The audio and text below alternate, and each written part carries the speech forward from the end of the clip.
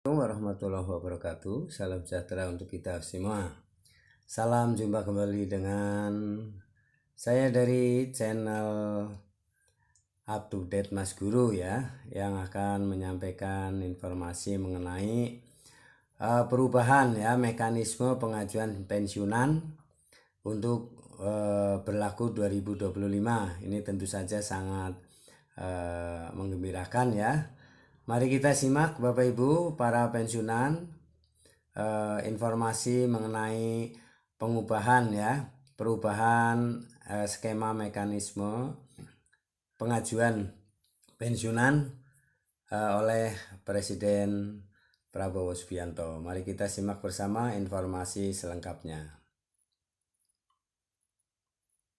Om Swastiastu, Namo Buddhaya, salam kebajikan. Yang saya hormati Bapak Ogi Prastomiono, Kepala Eksekutif Pengawas Perasuransian, Penjaminan dan Dana Pensiun, Bapak dan Ibu Pimpinan Asosiasi Industri Dana Pensiun, Bapak dan Ibu Pimpinan Perusahaan-Perusahaan Dana Pensiun, perwakilan dari kementerian, lembaga, dan lembaga internasional yang hadir, Bapak dan Ibu narasumber, Bapak dan Ibu perwakilan dari media, dan seluruh hadirin yang berbahagia. Puji syukur kehadirat Tuhan Maha Kuasa, sehingga pada hari ini kita dapat berkumpul dalam acara peluncuran Peta Jalan Pengembangan dan Penguatan Dana Pensiun Indonesia 2024-2028. Peta jalan ini merupakan arah kebijakan bagi industri dana pensiun yang dapat menjadi acuan bagi seluruh stakeholders terkait, dan merupakan roadmap yang ke-9 yang telah diluncurkan oleh OJK pada periode Dewan Komisioner saat ini. Di tengah perekonomian dunia yang cenderung mengalami stagnasi dan ketidakpastian akibat ketegangan geopolitik dan perang dagang yang meningkat, maka seiring juga dengan transisi pemerintahan di Indonesia, kita melihat bahwa perekonomian Indonesia tetap tumbuh dengan positif dan menggembirakan. Dan tentu saja hal itu kita pakai sebagai momentum untuk mendorong seluruh sektor di bidang jasa keuangan, termasuk yang penting adalah pada sektor dana pensiun di Indonesia. Sebagai negara dengan populasi keempat terbesar di dunia, Indonesia memiliki potensi yang sangat besar dalam perkembangan industri dana pensiun ke depan. Industri ini mencatatkan pertumbuhan aset sebesar 8,74% pada April 2024 dibandingkan tahun sebelumnya, mencapai 1.432,7 triliun. Selanjutnya juga BPS pada Februari 2024 menyampaikan bahwa proporsi tenaga kerja Indonesia, baik formal dan informal, sebesar 142,18 juta orang dengan total 58 juta pekerja formal dan 84 juta merupakan pekerja informal. Melalui arah kebijakan, pengembangan, dan penguatan dana pensiun ini, diharapkan industri dana pensiun akan menjadi lebih sehat, efisien, berintegritas, dan memperkuat pelindungan konsumen dan masyarakat dalam mendukung pertumbuhan ekonomi nasional. Pada 18 sampai 20 November 2024 yang akan datang, OJK akan menjadi tuan rumah pertemuan tahunan Annual General Meeting the International Organization of Pension Supervisors, IOPS, serta OECD Global Forum on Private Pension. Dan saya berharap industri dana pensiun di Indonesia dapat berpartisipasi untuk belajar best practices dan pengalaman dari negara lain, tapi juga sebaliknya Indonesia dapat membagikan pengalamannya kepada peserta dari negara-negara lainnya. Peta jalan ini adalah komitmen bersama kita untuk menciptakan sistem pensiun nasional yang lebih baik. Saya berharap dan percaya seluruh pemangku kepentingan yang terkait akan memberikan dukungan terbaiknya, sehingga implementasi kebijakan berjalan dengan tepat, baik, dan berkontribusi mendukung kesejahteraan masyarakat Indonesia. Terima kasih. Wassalamualaikum warahmatullahi wabarakatuh. Om Santi, Santi, Santi Om.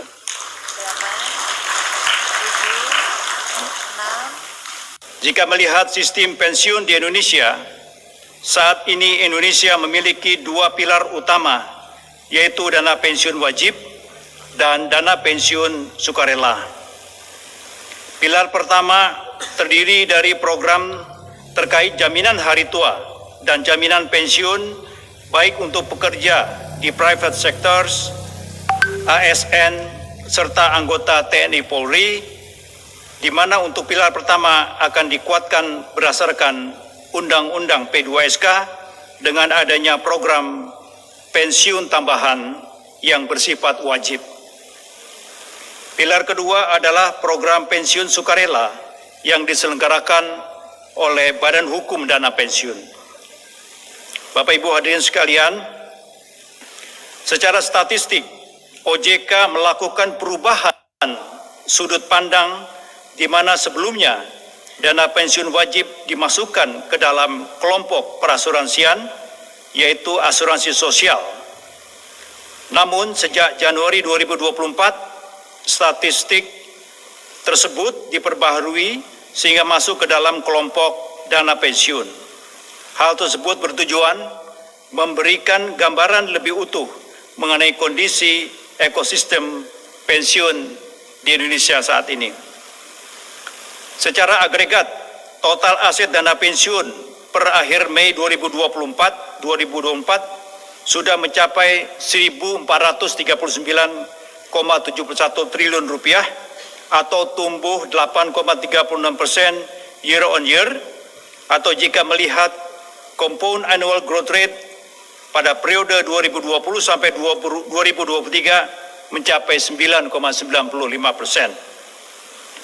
Jumlah penyelenggara program pensiun berjumlah 222 dengan 3 penyelenggara program pensiun wajib dan 3 penyelenggara program pensiun sukarela yang mengcover 28,29 juta peserta dari seluruh program tersebut. Secara replacement ratio dari hasil analisis dan kajian yang dilakukan, estimasi baru sekitar 15-20% dari take home pay, walaupun jika dibandingkan dengan basic income-nya sudah sekitar 60-65%. Ibu, Bapak, serta hadirin yang kami hormati, OJK melihat saat ini masih terdapat beberapa isu struktural yang menjadi tantangan bagi industri dana pensiun untuk dapat tumbuh dan berkembang secara optimal. Dari perspektif demand, salah satu tantangan utama yang dihadapi adalah tingkat literasi dan tingkat inklusi dana pensiun yang masih tergolong rendah. Apabila dikaitkan dengan struktur ketenagakerjaan Indonesia yang didominasi oleh tenaga kerja dari sektor informal, terdapat tantangan berupa akses dan spesifikasi program pensiun yang belum sepenuhnya kompatibel dengan karakteristik pekerja pada sektor informal. Dari perspektif supply, industri dana pensiun dihadapkan pada isu pada penyelenggaraan program pensiun itu sendiri, antara lain dari sisi infrastruktur dan kapabilitas dalam mengelola investasi serta kemampuan pemenuhan pendanaan dana pensiun oleh pemberi kerja, khususnya pada program pensiun manfaat pasti. Selain itu, terdapat pula hal mendasar yang menjadi isu, yaitu terkait rendahnya replacement ratio. Umumnya, penghasilan dasar pensiun (PHDP) hanya menggunakan unsur basic income, sehingga replacement ratio pun menjadi sangat kecil di kisaran 15-20% dari take home pay. Sedangkan rekomendasi International Labour Organization diharapkan sebesar 40%. Selain itu, penilaian dari pihak eksternal seperti Global Pension Index 2023 yang diterbitkan oleh Mercer dan CFA Institute menilai bahwa sistem pensiun di Indonesia masih butuh pengembangan dan penguatan agar tetap sustain. Dari 47 negara yang dinilai, Indonesia memiliki nilai indeks sebesar 51,8 yang dikategorikan dalam kelompok C. Beberapa usulan untuk peningkatan antara lain memperluas cakupan kepesertaan, keberlanjutan penguatan pengaturan, serta peningkatan transparansi kepada peserta. Bapak Ibu hadirin yang kami hormati, secara global setidaknya terdapat 3 isu pengembangan dana pensiun yang perlu mendapatkan perhatian kita bersama. Pertama adalah mengenai digitalisasi di sektor dana pensiun. Beberapa penelitian baik dari OECD maupun IOPS menunjukkan adanya pengembangan yang cukup masif terkait dengan pemanfaatan teknologi dalam menciptakan individual pension dashboards. Sebagai contoh, pada akhir Juni lalu, Hong Kong melalui Mandatory Provident Fund Scheme Authority MFFA meluncurkan platform yang disebut IMPF yang mengintegrasikan fungsi pengelolaan dana, pembayaran iuran, dan pemantauan oleh peserta. Kedua adalah mengenai program pensiun di sektor informal. Sebagaimana disebutkan sebelumnya, bahwa masih adanya tantangan struktural terhadap isu ini di Indonesia. Bahkan di global, isu ini mendapatkan perhatian khusus dan menjadi salah satu topik dalam OECD Global Forum di Zimbabwe pada akhir tahun 2023 yang lalu. Ketiga adalah pergeseran tren program pensiun manfaat pasti, defined benefit, menjadi program pensiun iuran pasti, defined contribution.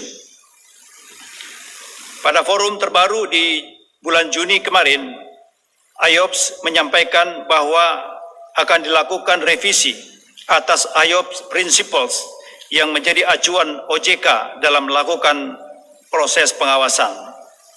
Terdapat 3 usulan prinsipal baru, yaitu implementing the pension regulation, monitoring and adaptability, dan assessment and implementation process.